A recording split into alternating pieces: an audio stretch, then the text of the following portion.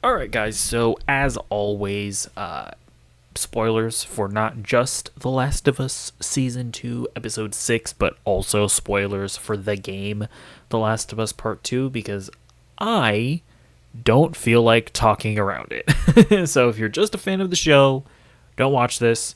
This is a safe space only for game players as well. So yeah, let's just get right into the episode, why don't we?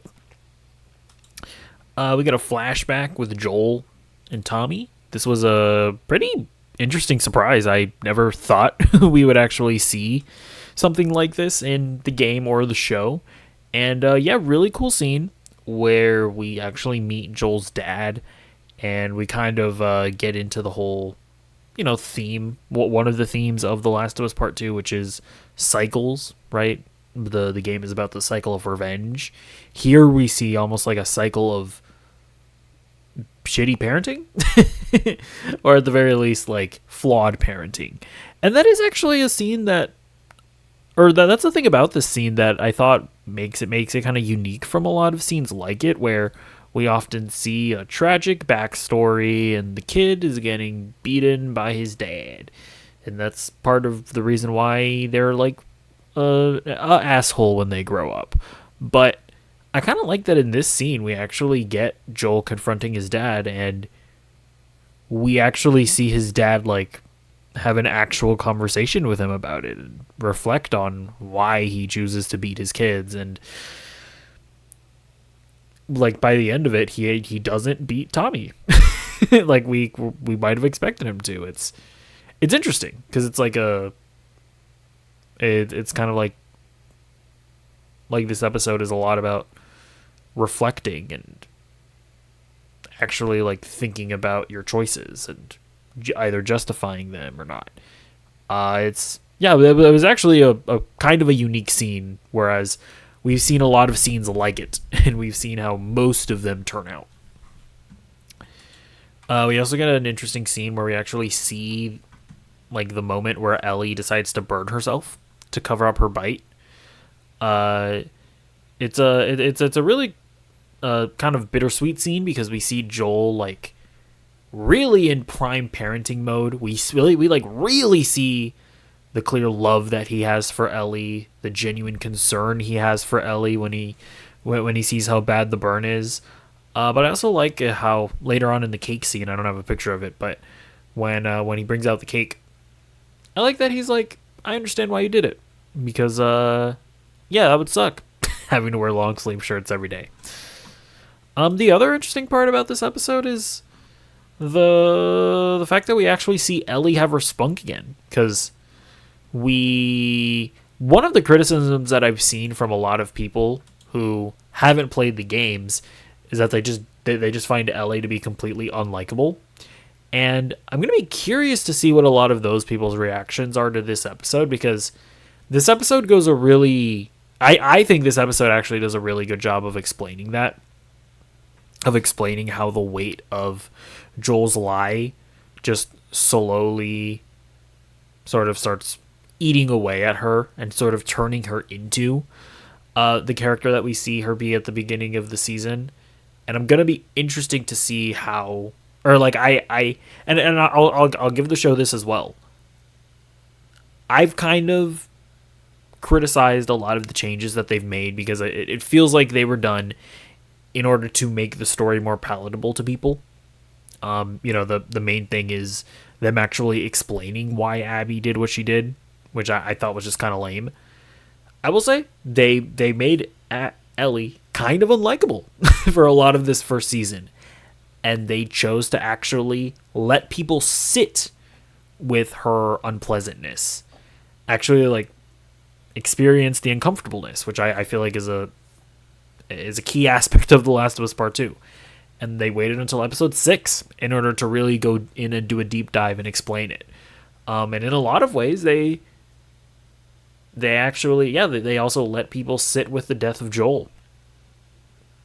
And they let people be a little confused and hurt by how Ellie was treating him. And I appreciate that, because while I wish that they would have gone all the way, right, and let people also sit with why Abby did what she did, because I think that is a part of that's an element of the Last of Us Part 2, which is right, like having like seeing Ellie go on her revenge quest, not knowing why Abby did what she did, and just being all in on her getting revenge, and then you're hit with the moral conflict of, oh well, Abby kind of had a good reason. But anyways, it's I'm not gonna rehash all of that here. I like that they actually let people sit with the sadness of Joel's death, with the sadness of seeing how Ellie was treating him, and then going in and explaining it and sort of hitting you with the with the reality that Ellie kind of had good reason to be upset, right?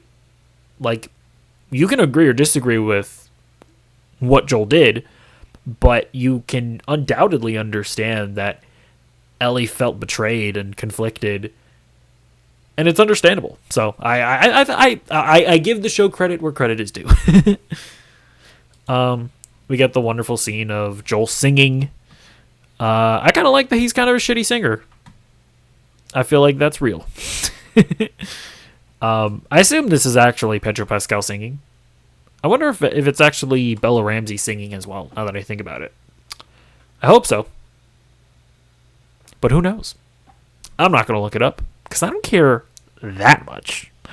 We also have the wonderful museum scene. Like, right, these are two scenes that are just directly taken from the game, and I think they do it well. I think that the slow deterioration of Ellie and Joel's relationship are really start here, right? And I think it's done really well, because we then get the scene where Ellie looks sadly at this tree. I've been staring at it. I assume that there's a Firefly logo somewhere in here. I can't see it, because they did skip the scene in the show where they're like, where Joel and Tommy and Ellie are like scouting out like a shed or something, and Ellie sees the Firefly logo, and she starts asking Joel questions, and Joel like really firmly like shoos the questions away.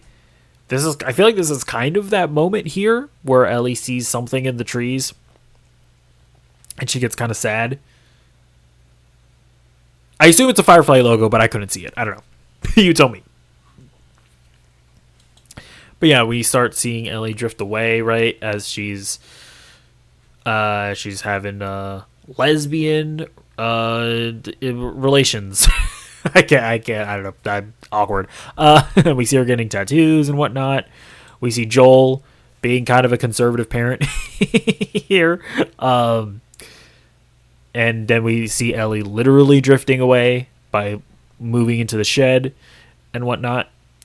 And all this very, very sad, very difficult to watch.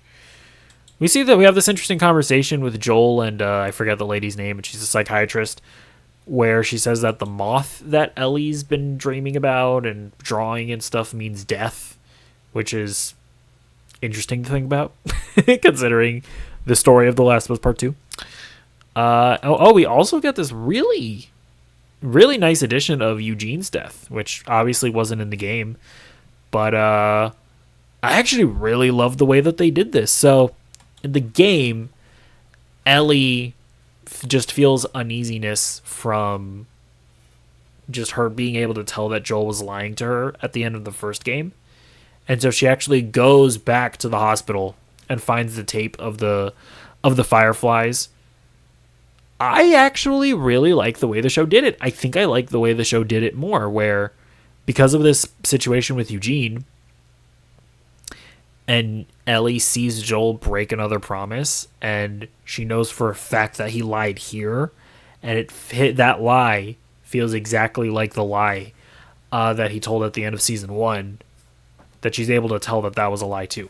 I actually like that, because I mean, in the game when she just like runs off to the hospital, it's like, did she really make that trip all by herself?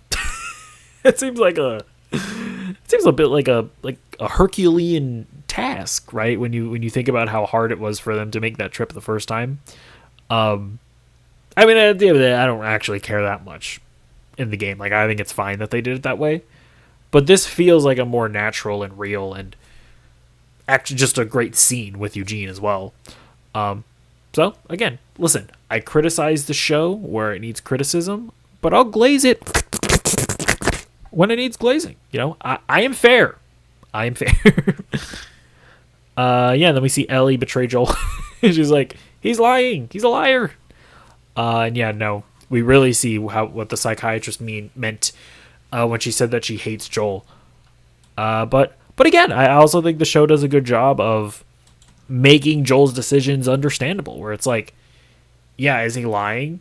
Was he lying to not just Ellie and to the psychiatrist lady and to Eugene? It's like, yes, but he's not necessarily doing it maliciously, because he just knows that it's a really bad idea to like put Eugene on a horse, presumably like his hands wrapped around Joel. Like, that's just a really stupid idea. It's like, I agree with Joel. It's like, no, we're not taking him back to town. And it's a nicer story to tell the psychiatrist lady, like, hey, he wanted to say that he loved you, and he was a hero, yada yada yada. He didn't want to put you in danger. Like, that's a nicer thing to say. So we understand Joel's decisions. And so, yeah, I'm very curious to see, because I remember when the game came out, and a lot of people's takeaway from the game, which is so just dumb in my opinion, but a lot of people's takeaway was like, oh, Neil Druckmann hates Joel, and he made Joel out to be the bad guy. I always thought that was a really dumb takeaway from the story of The Last of Us Part 2. It's like, Joel was never portrayed to be wrong. It was merely portrayed to be understandable as to why Abby and friends would hate him. And so I feel like the show is also doing a good job of not morally condemning Joel and letting people reflect on his actions themselves. But I don't know. People didn't understand the story in the game. Maybe they won't understand it in the show as well. I'll be interested to see what the reception is like. But that's like an interesting callback to, I think it was the first episode where Maria was, where they were having like a conversation about Joel wanting to be more strict about not accepting people as they come by because they're running out of resources and stuff. And Joel and Maria kind of like throwing in his face that he was a refugee at one point. I thought it was kind of an interesting scene where Maria apologizes for that. I was like, okay. Again, that one scene, I will say, like that scene specifically, I wonder if it's like the showrunners and the writers like really wanting to emphasize that we don't hate Joel because they saw the reception of the game. I've seen Neil Druckmann say that the decisions here were not in response to the backlash of the game, but it's also like, I don't really believe that. Then we see the porch scene recreated, and it's a real, like, I'll say this as well. I've actually been saying that, like, Isabella Merced is low-key the MVP of the season. I think that her performance as Dina is kind of incredible and kind of the standout. I think she's been better than Pedro Pascal and Bella Ramsey. This episode, Bella Ramsey and Pedro Pascal, like, they really, like, showed their chops. And, like, I mean, obviously there was the Joel death scene as well, where I thought Bella Ramsey shined. But, man, like, their interactions here are, like, and just their performances are really, really incredible. Like, they were like, all right, Isabella, we're just gonna take our crown back now. And yeah, the porch scene was great. There were some like minor differences in the lines delivery that kind of weirded me out, where it's like you're saying the same line, but it's like the inflections are in different places. Kind of weirded me out. And again, I think that it's important that this scene is at the end of the game. I think it's important that it's at the end of the game and at the end of the story, because again, at least this is the way that I interpreted the story of The Last of Us Part 2, is that when you realize at the end that Ellie has been going on this journey for revenge, yes, but not so much. She's not so much dead set on revenge because they killed Joel. It's more so because they removed the opportunity for Ellie to forgive Joel. And that's like the main thing that Ellie feels guilt for. And so I feel like it's really important that they show that scene at the end, because at the end of the game, you realize, or Ellie realizes, that she doesn't need, like, she's allowed to forgive Joel herself, right? And so you get that flashback at the end of Ellie saying, like, I don't know if I can forgive you, but I would like to try. And then there at the end of the game is when Ellie truly forgives Joel and is able to be at peace with her life. So it's just like, I feel like this flashback is important at the end of the game. Like, showing Ellie and Joel's final moment together at the end of the game is just a really nice bookend to the story. So again, it's well executed here. But again, it's just I feel like a lot of the changes that they're making gets away from the point of the story of The Last of Us Part 2. So I don't know. It's whatever. I feel like I say the same thing every week in regards to the changes that they're making, but it is how I feel, and I must be honest. I must be honest with you all. So yeah, how are they gonna end out the season? That's an interesting question. Like, I want to say that in the game, I think after she kills the girl that she killed in the last episode, I can't remember, Nora. Does she only then go after, I guess it's Owen and Mel, right? Yeah, so I wonder if they can cram it all in the next episode, where maybe Ellie goes after maybe we get the scene where Jesse finds out that Dina's pregnant, and Jesse's like pleading with Ellie, I guess, to go after, or to come back home. But then Ellie decides to like go after them anyways. So she kills Owen and Mel. And then maybe the season ends with, maybe the season just ends with Abby killing Jesse, maiming Tommy, and being like, "We let you live, and you wasted it." Maybe that's how they end the season. And then next season we get like an Abby and Lev focused season. I could see them doing that. I could see them maybe doing that, actually. That's how I think it's gonna go. So that's my prediction. We'll see how it goes.